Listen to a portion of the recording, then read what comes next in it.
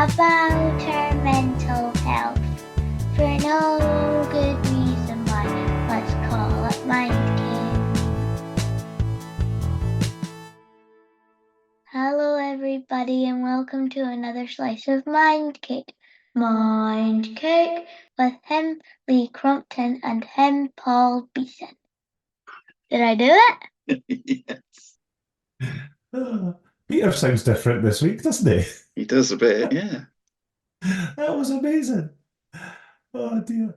How long did that take? One take, all done. She's 6 years old. So I don't. There's been rumours on social media that this is a ruse to a coup. You might coup d'état. What's the difference between a coup and a coup d'état? Don't know. Is one not just a shorter version of the other? Maybe I don't know. But no, there's no truth in the rumours that I'm trying to sideline you and just get my daughter to do the jingles, all the jingles and the intro and sing the theme tune. Well, she certainly did the intro to the episode in a much more professional manner than either you or myself have ever done it. Yeah, One absolutely. take, And it was boom. one take. Yeah, boom, Yeah. done. Did I do it right, Daddy? Yes, you did, Izzy. Well done. Oh, Anywho, right. What's um, happening?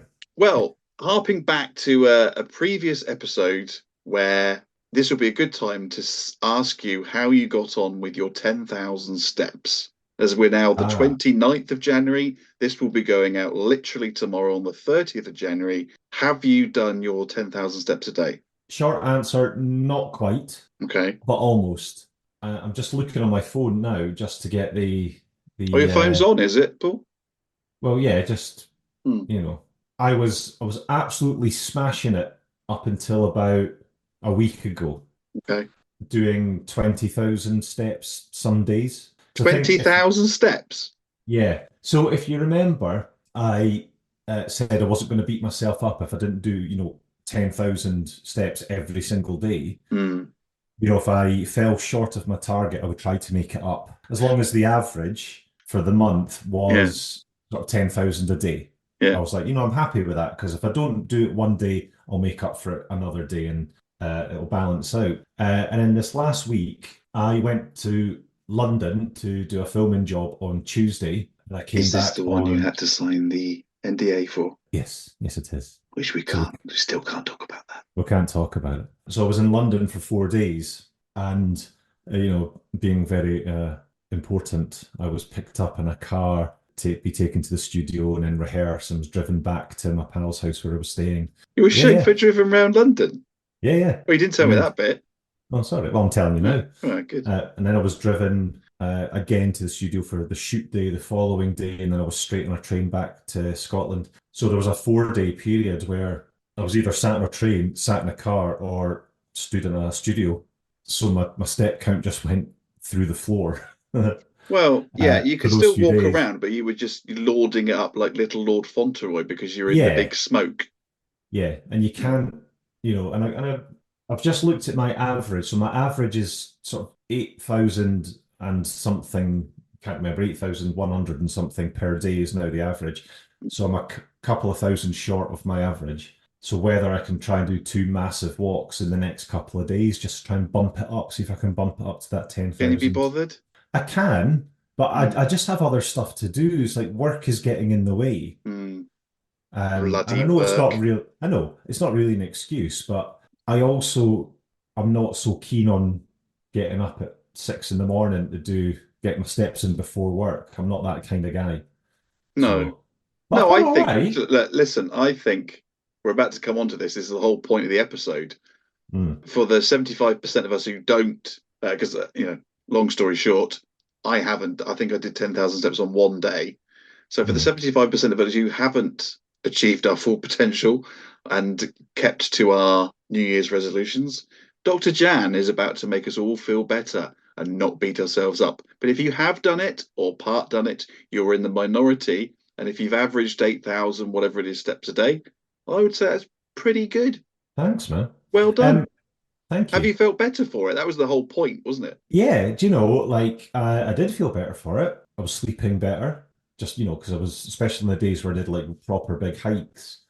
And going back to what a couple of people have said on previous podcasts, like just being out in nature has been really nice, even though it's been a bit cold and a bit rainy at times. I didn't let that put me off going out and just being outside of the fresh air. And I was listening to podcasts and things like that. So I was kind of expanding my horizons while I was walking. I lost a couple of pounds, like nothing major, not Was that it got you'd a hole notice, in your but pocket, was it? I never carry cash these days. Well, no, not since you lording it around London. No. Yeah. Well done, Paul.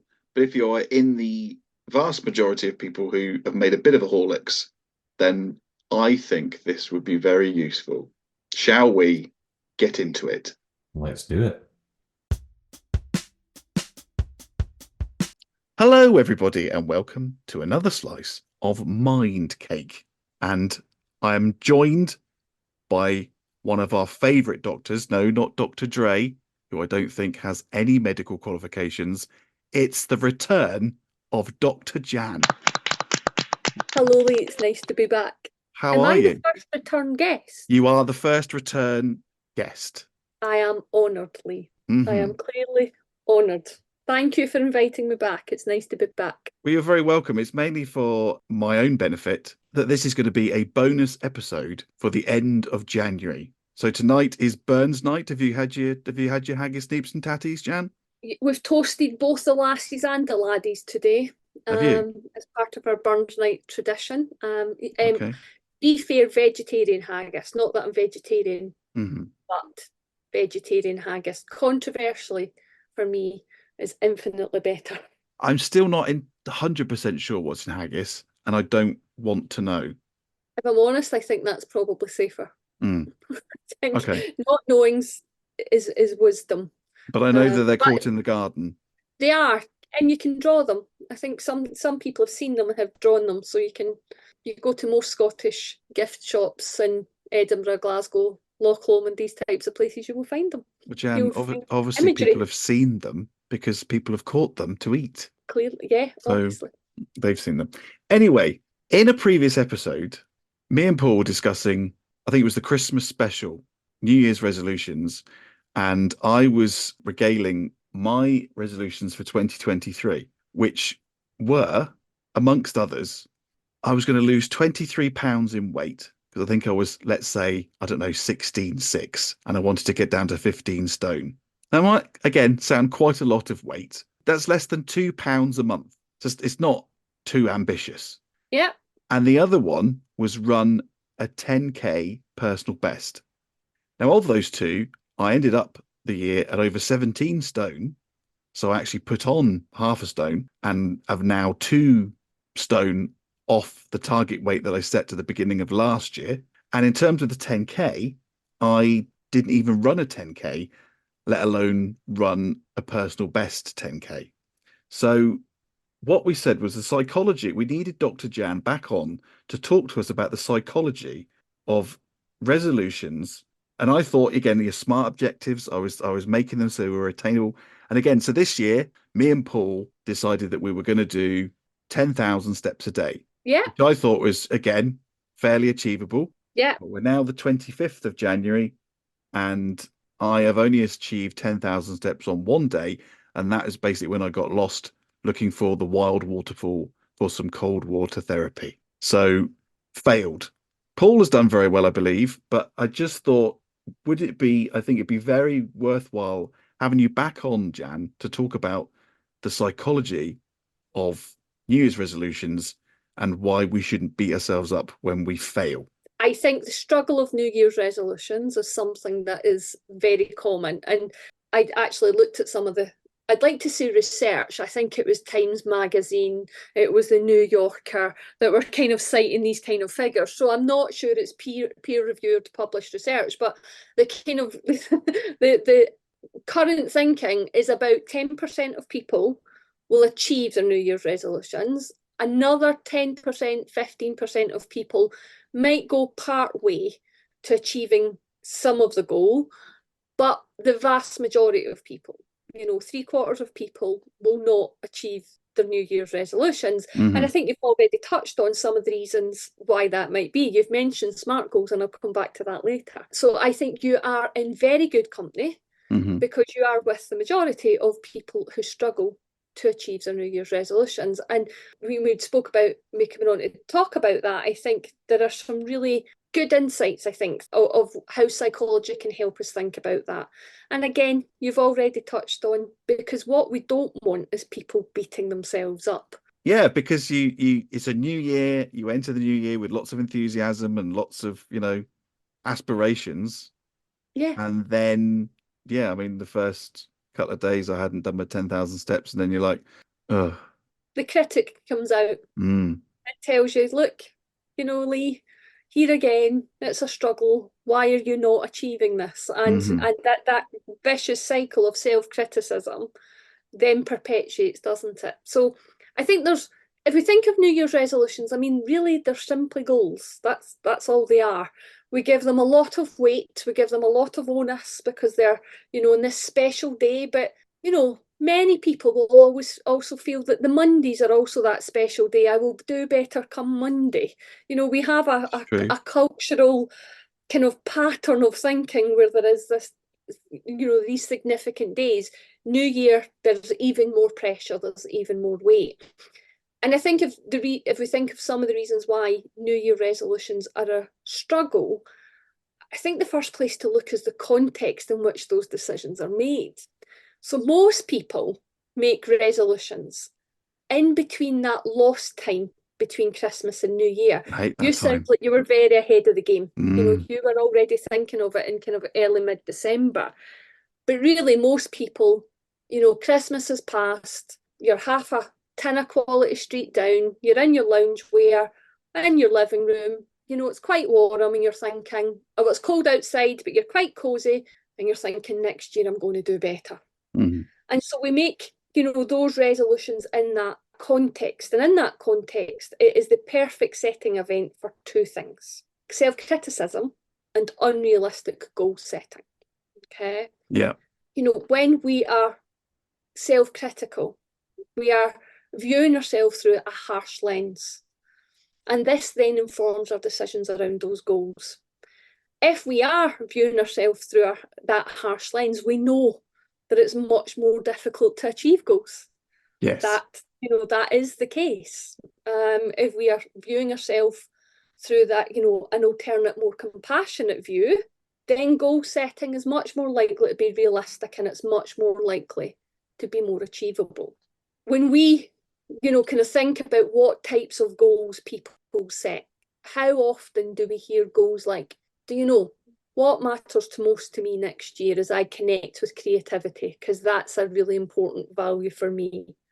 And what I'm going to commit to is one afternoon a month, I'm going to pursue my photography hobby. That's what's most important to me. Yeah, but like you say, we don't do that. It's also, or they're all weight related or diet related or gym related. Yeah, I'm going to go to the gym 3 times a week. I'm going to get up at 5 a.m. every morning. I'm going to eat 1,500 calories a day. I am going to, they are often weight related, fitness related. And when you think about the lens that those decisions are made through, it is often the harshest of lenses. I'm making them. I'm usually still stuffing. I am definitely next year going to lose. I'm going to get down to 15 stone as I put another 3 Quality Street into my mouth. Absolutely. The irony isn't lost on me, but no. I think you're right. So for example, for me, so creativity, I could completely get on board with going, right, I'm going to come up with 2 new storylines in the next 12 months, or I'm going to go to the London Screenwriters Festival, or I'm going to whatever it is that's in line with, like you say, my values, rather than, yes, I'm going to get down to 14 stone or whatever. Yeah. And when you've made goals that are aligned with your values, what are the chances of success versus goals that are aligned with the harshest version of our mind? Yeah. So the outcome is, like you say, because I'm already thinking of the remaining 11 months of the year, of what ideas I could come up with for storylines, and how I can align my creativity, whether it even is this podcast. Yeah. Well, because you know that there you are. There's one, because we're going to get Officer Crabtree on the podcast. I don't know if you're aware of this or not. No, not yet. Oh, right. Okay. You've been away, haven't you? So you need to I've catch been on up. holiday, Yeah, you so have been I'm on a holiday. I'm a Mm. podcast of 3 behind.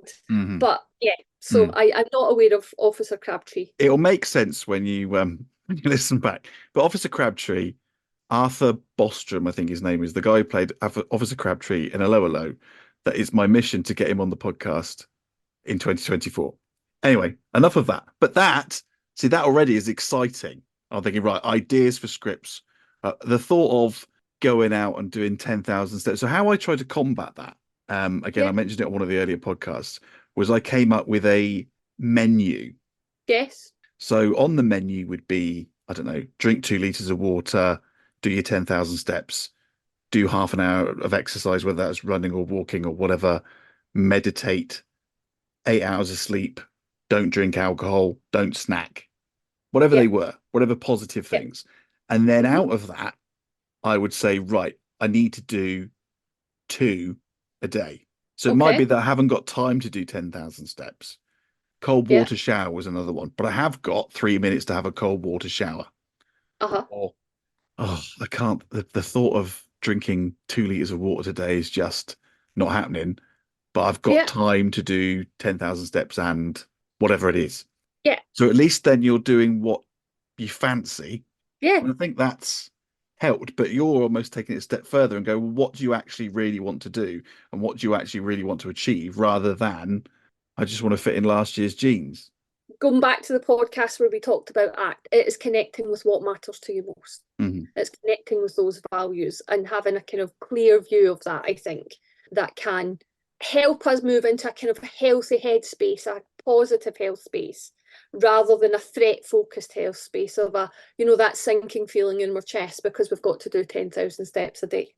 The other thing that, we don't, that are barriers, if you like, to achieving those goals is we have to think about what made it difficult before Christmas. It's not that we didn't know before Christmas that walking 10,000 steps a day was a good idea, that drinking 2 litres of water and cold water showers were good ideas before Christmas. So what made it difficult then? Mm. Because we are creatures of habit and we have patterns of behaviour. There are reasons we do what we do. Often there are very good biological, social and psychological factors which perpetuate our behaviour. There is often, always really, a purpose or a function to our behaviour. And if we don't understand that purpose, what that purpose or function is, then how can we meet it in a more sustainable way? So we're just removing something, then our old strategies will of course re-emerge. The drive to do those things again will come back into play. And then what we'll do is we'll engage in those old patterns of behaviour that served a purpose or a function. But then when we do them, we're experiencing them with a sense of failing rather than compassionate understanding. Mm-hmm. So there's something about understanding why we do what we do. Yeah. The example I often give of this is if someone drinks 4 cups of coffee a day and they come to me therapeutically, or they make the New Year resolution and say, do you know what, as part of my towards move, I want to cut out caffeine and I don't want to drink 4 cups of coffee a day. Part of creating success in that is understanding why you drink 4 cups of coffee a day. So if you just take it away, but the reason you were doing it is because you've got a very, very busy life. You're spinning all the plates. You always have to be switched on. You've got a 16-hour day with multiple competing demands. Then it makes perfect sense why the coffee's there. Yeah. And just cutting it out becomes immeasurably more difficult. So there's something, as I say, about the context. There's a lot about the context, actually. Something about understanding the context of when we make decisions. There's something about understanding the context in which our behaviour arises, social, psychological and biological. But we also have to understand the lens that we are making those decisions through. If we're doing it in a way of, we're just creating more sticks to beat ourselves with, then that is an almost impossible task. But if we're doing it in a value-driven way, moving towards, then that becomes achievable or more likely to be achievable. Yeah, and it's interesting that something that Paul picked up on, because that stick that I was beating myself with, not only because I hadn't done my 10,000 steps, but because I was having Facebook memories come up showing me on a video on the 1st of January going, here I am, I'm doing my 50 miles, started my 50 miles in January for Maggie's, big smile on my face as I'm running, pushing Erin in the pram, having recently had 2 major operations and radioactive iodine treatment. And here I am 3 years later, not even doing 10,000 steps any day. So beat yourself up about that. But I said to Paul, and Paul made the point that he did it as well. We did it for a couple of years, but he did it that year as well and the year after. And he made a conscious decision to go, right, I feel better for it, for doing the 10,000 steps. I'm going to carry on doing it in February for my well-being, health and well-being. And he didn't. And the reason he didn't is because he's not got that pressure on him to, well, I can't. It's like me. I remember that, again, I said this, and you'll like this. I said to Gemma, I was really struggling after the 2 operations and the iodine treatment. I was really struggling to kind of put one foot in the front of the other, let alone do 50 miles in January. And Gemma said, after about a week of me huffing and puffing and wheezing and really not feeling very well, Gemma said, just stop, just knock it on the head, stop. I'm like, but I can't. I've raised all this money and I can't just go, well, I'm not going to bother. And she said, Lee, you've just been diagnosed with terminal cancer. I don't think anyone's going to turn around and go, oh, well, what do you mean you didn't bother? Can I have my tenner back, please? So it's that. And I think I said, again, I'm repeating myself from previous podcasts, but if I've done triathlons or 10Ks or whatever it is, half marathons that I've done in the past, I've only really entered those ridiculous events. Because for the fear of looking like an absolute dumpling on the start line and not being able to do it. But if I haven't put myself under that pressure, well, as we've proved, I haven't done it. So unless I've got an event in, 3, 4, 5 months time, I'm going, I've really got to get out there and get some miles under my belt because I'm going to look like a right idiot.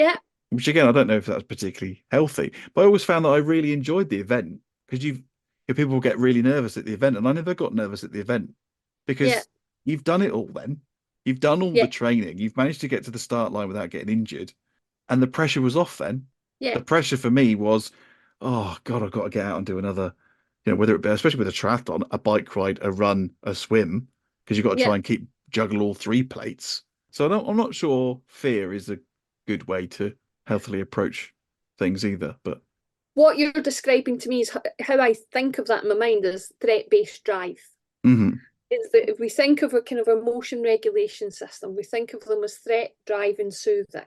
When we're in threat, what do we do? And quite often what we do is bounce into drive, almost distract ourselves or, focus on the next goal. And it's almost a way of just trying to kind of move your mind away from that threat. But of course, that doesn't lead to sustainable change. No. It's threat-based drive. I'm doing this so as I don't feel like I look like a fool in front of other people, like I feel like I'm failing. And, what we know is that tends to increase people's experience of difficult emotions in the longer term, because actually they are part of what we, spoke about in the last episode we did together is they are not noticing, naming and sitting with those difficult emotions. They're just bouncing out of them, but by doing. And that has a short-term benefit, but it doesn't lead to that sustainability. Change. Yeah. So do you make do you make resolutions? And if you do you call them resolutions, or do you have a Dr. Jan name for them? We have special psychology names. No, we don't. Of course, I'm human. Have I made resolutions in my mind many times over? And am I part of the 10%, the 15% who do some of it, the 10% who achieve all of it, the 15% who do some of it, or the 75%? Well, the 75% are clearly my people. I think it's over the last few years, and I've certainly moved towards what matters to me most. So rather than a resolution that's based in that self-criticism or based in that threat, that threat focus, I try and connect more with my values. There's a few of my colleagues or friends have kind of spoke to me this year about their focus for the year. So rather than a resolution, they are going to live, they are moving towards more adventure in their life. That makes it more important. That's what matters to them most this year. New experiences, that's what matters most to them this year. I think that's a much healthier, sustainable way that helps us develop a more compassionate wisdom rather than perpetuate a self-critic. I, as a psychologist, think that's a healthier move. As we know, it's all about the compassion, not the hitting yourself with a stick. Yeah. I'm already thinking, as you've been talking, I've been thinking about, sort of fun things rather than I've got to go out and run 5K, 3 times a week. Yeah. You could make it, even if it's family related, and go, right, well, we're going to have a games night twice a month or whatever. We've just been playing, do you know what? Because Erin's getting to an age now where you can kind of play like proper games with her. Yeah. And she's got Mr. Men, guess who? And because that sounds brilliant. It is awesome. So yeah, she is well into a Mr. Men, guess who? So we've had we've had a nice game of that tonight. Yeah, now that she's 4, the big 4. Okay, so I'm not going to ask you to share any because I don't think that's fair. Any of your... I'm happy to share. Oh, so you this are? Year, okay. I'm happy to share. So this year for me, it's connection. It's connection with those who matter to me most. That's what I'm moving towards. And that's, I think, I would imagine that many of your kind of podcast listeners that would resonate with.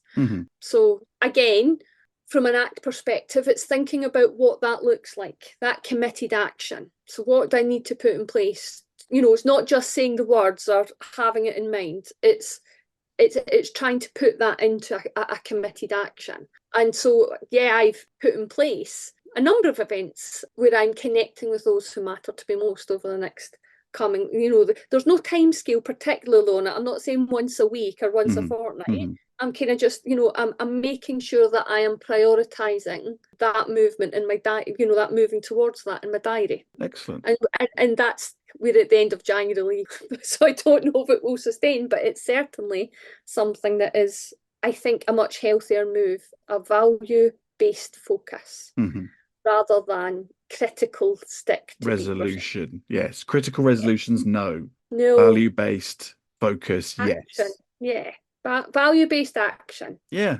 Okay. By the time I do the next podcast with Paul, I'll have thought, and maybe put it out there to the listeners as well, into what is your New Year's, not resolutions, but focus. What are you gonna, whether that's a game night with the kids or, I suppose there's nothing wrong with, my mate Bob. Hello, Bob. He runs 10K every day very quickly. Yeah. And if that's what he wants to do, then... Again, thinking that workability question, a healthy or helpful message to people is, if you're part of the 10% where your New Year resolutions are impacting and it's working for you, grand, keep doing that. If you're part of the 15% but it's working some of the time, grand, keep doing that. But if you're part of the 75%, notice if there's a critical voice in your head that has either set that goal or is now giving you a hard time. And think about whether being hard on yourself is likely to serve you. What would you tell a friend in that situation? I would say come up with some creative ideas, and also to help you think, you could maybe have a couple of Quality Street. What's your favourite? I was about to ask you that. Do you know yours? Oh, of course I do. What's yours? The green triangle. Oh, that's just solid chocolate, isn't it? No, it's kind of nuttier. It's got a softer middle and it's kind of nuttier. What's yours? Oh, it's the pink one all the way. I know it's controversial because we had this discussion at work the other day. Is that the strawberry ones? Yum yum pig's bum.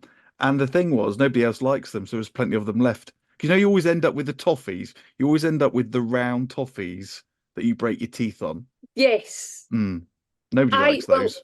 I was very disappointed. I was about to say devastated. That was too strong. I was very disappointed when years and years ago, Rosie's stopped doing coffee soft centres. Oh, no, thank you.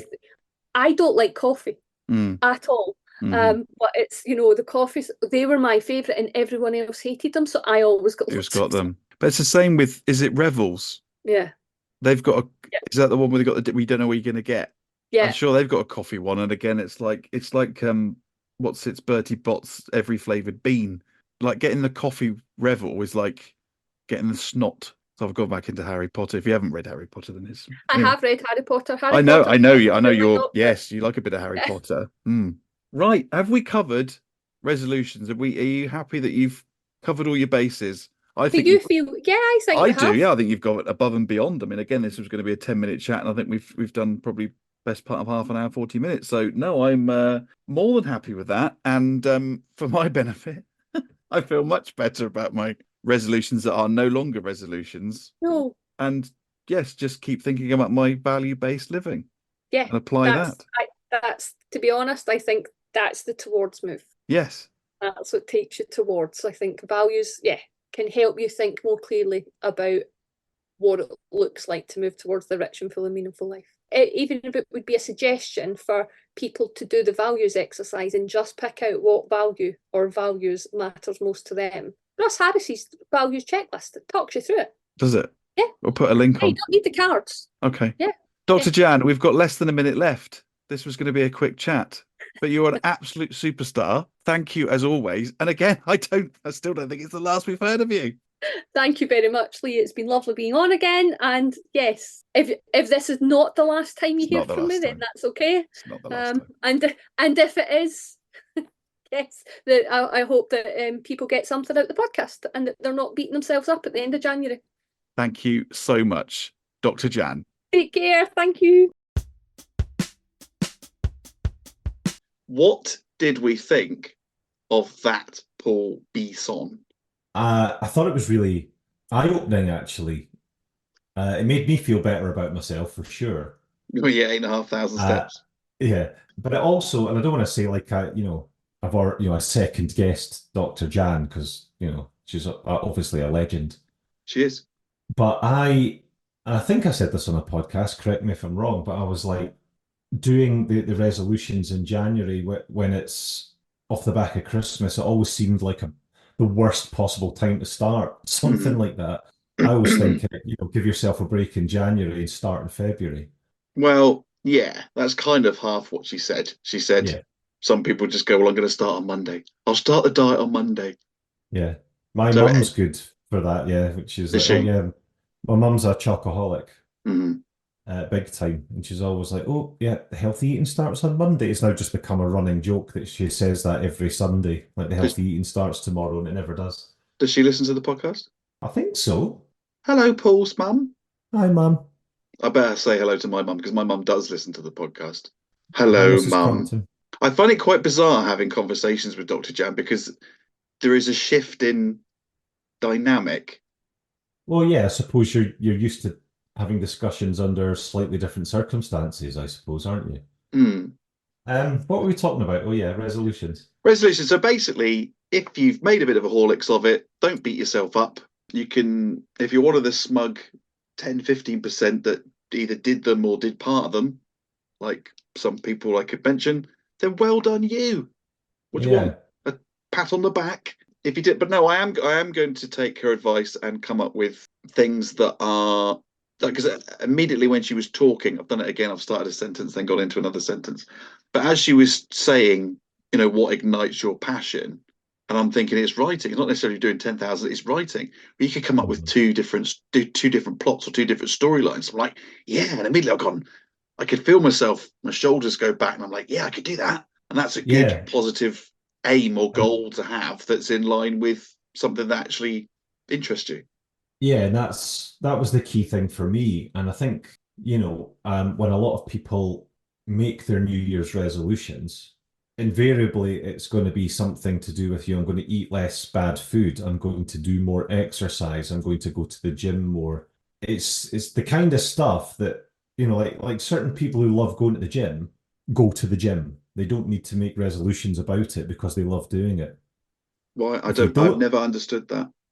I know, me neither, but each to their own. So if you're not that way inclined and you make a resolution to do it, I mean, you don't really want to be doing it.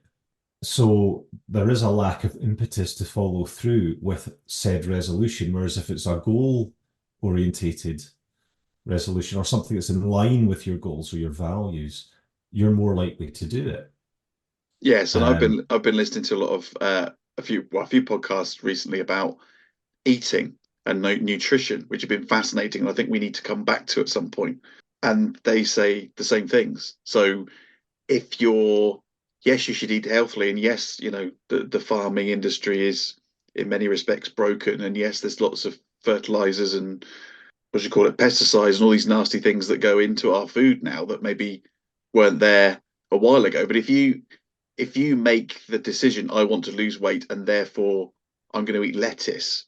Well, you know, this is one diet I do where you had like 3 boiled eggs for your dinner and you got like 30 grams of Special K in the morning, and that was kind of, and like a bowl of fruit for lunch. Well, that's not sustainable. If you don't like eating lettuce, you're not really going to stick at it for 4 weeks, are you? Or No. as you know, or even if you do stick at it for 4 weeks, by the time you then go back to, in inverted commas, normal eating, you'll put it back on again. Unless it's a lifestyle change, then I mean, I've been there myself, where I've tried a couple of, you know, quite radical dietary things in the new year, like, and it was a horrible experience.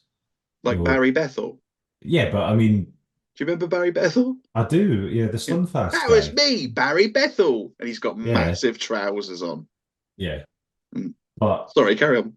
you know, I know drinking Slim Fast or whatever isn't like, that's not necessarily a balanced diet to do either.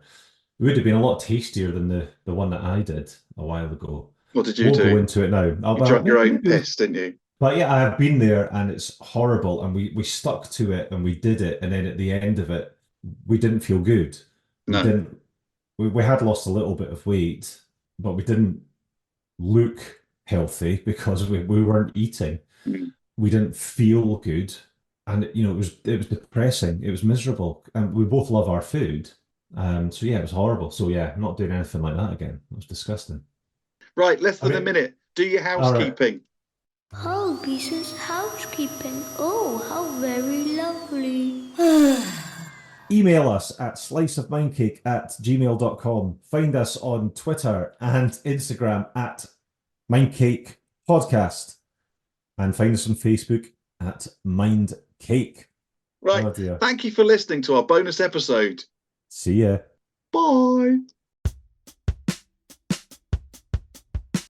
Boom, boom, boom, butch. Oh, hi, Lee Crompton here with Dr. Jan. Oh, sorry, I thought I sounded like Michael Caine. Crystals. Can I have a go? You want to sing? You don't know the words. Erin, it's ready now. Go and tell Mama. You might have to edit that down. That's quite boring. Yeah, that is. Which bit?